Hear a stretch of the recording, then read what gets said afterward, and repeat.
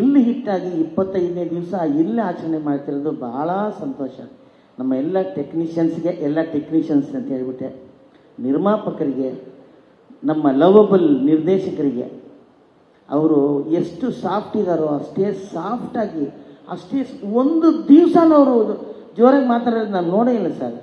Srinivas sir ಅಷ್ಟು ಪ್ರೀತಿಯನ್ನು ನಮ್ಮ ಹತ್ರ ಎಲ್ಲ ಕೆಲಸ ತೊಗೊಂಡಿದ್ದಾರೆ. ಆ ಪ್ರೀತಿ ಈಗ ಇಲ್ಲಿ ಕಾಣ್ತಾ ಇದೆ, ಈ ಸಕ್ಸಸ್ಸಲ್ಲಿ ಕಾಣ್ತಾ ಇದೆ ಸರ್.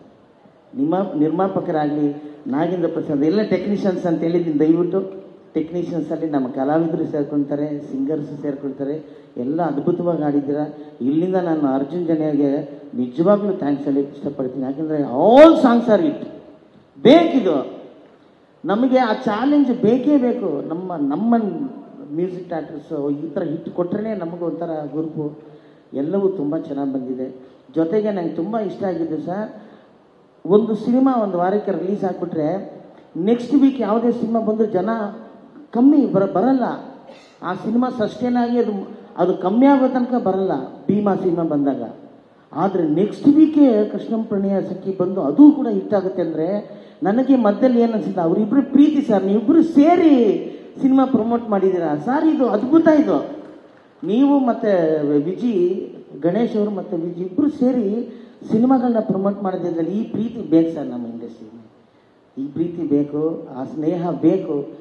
ನಮ್ಮನ್ನೆಲ್ಲ ಗಣೇಶ್ ಅವರು ನಿಮ್ಮ ಜೊತೆಯಲ್ಲಿ ಕರ್ಕೊಂಡು ಹೋಗ್ತಾ ಇದ್ದಾರೆ. ನಿಮಗೆ ನಿಜವಾಗ್ಲೂ ಆಭಾರಿ ಆಗಿದ್ದೀವಿ ಗಣೇಶ್ ಸರ್. ಈ ಥರನೇ ಎಲ್ಲ ನಮ್ಮ ಸ್ನೇಹಿತರು, ಎಲ್ಲ ಹೀರೋಗಳು ಒಟ್ಟಿಗೆ ಸೇರಿ ನಮ್ಮ ಇಂಡಸ್ಟ್ರಿನ ನನ್ನ ಮಗಂದು ಹಂಗೆ ಗುಣ ಹೊಡೆದಂಗೆ ಹೊಡಿಬೇಕು ಸರ್, ಹೊಡಿಬೇಕು, ಸಕ್ಸಸ್ಗಳನ್ನ ಕಾಣಬೇಕು. ಎಲ್ಲ ಮಾಧ್ಯಮದವರಿಗೆ, ನೀವಿಲ್ಲದೇ ಇದ್ರೆ ಇದು ಇಟ್ಟಾಗ್ತಿರಲಿಲ್ಲ. ಮಾಧ್ಯಮದವರಿಗೆ, ಎಲ್ಲ ಸ್ನೇಹಿತರಿಗೆ ನಮಸ್ಕಾರ ಹೇಳ್ತಾರೆ. ಈ ರಂಗಾಯಣರದು ಬಂದಿಲ್ಲ, ಹೋದ್ಸಲಿ ನನ್ನ ಕಾಲು ಎಳ್ದಿದ್ರು, ಎಲ್ಲಿ ಅಂತ ಎಲ್ಲಿ ನಿಂತವ್ರೆ ನನಗೂ ಗೊತ್ತಿಲ್ಲ.